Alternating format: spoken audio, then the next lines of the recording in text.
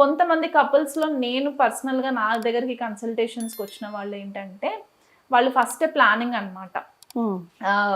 మేము అంటే వాళ్ళు ఎట్లా కన్సిడర్ చేస్తారంటే ఒక చైల్డ్ని మనము పిల్లల్ని గనక కంటే వీళ్ళు ఒక 20 years ప్రాజెక్ట్ మాకు ఓకే అనే ఒక మైండ్ సెట్ అనమాట. నాకు ఒక కపుల్ నన్ను అదే అడిగారు. అదే వాళ్ళు యుఎస్లో వర్క్ చేస్తున్నారు ఇద్దరు.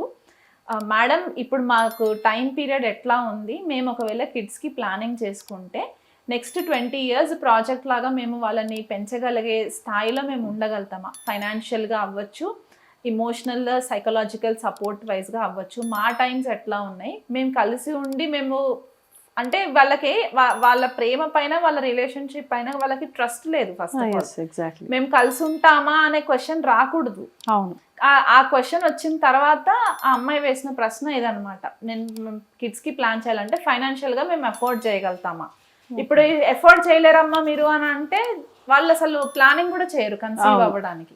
సో అక్కడ వాళ్ళు అలాంటి రిథమిక్ లైఫ్ స్టైల్కి వాళ్ళు అలవాటు పడిపోయారు, చాలా mechanical life style. So this is another one reason. అది మన చేజెట్లారా మనం చేసుకున్న దానికి ఒక రీజన్ అవుతుంది.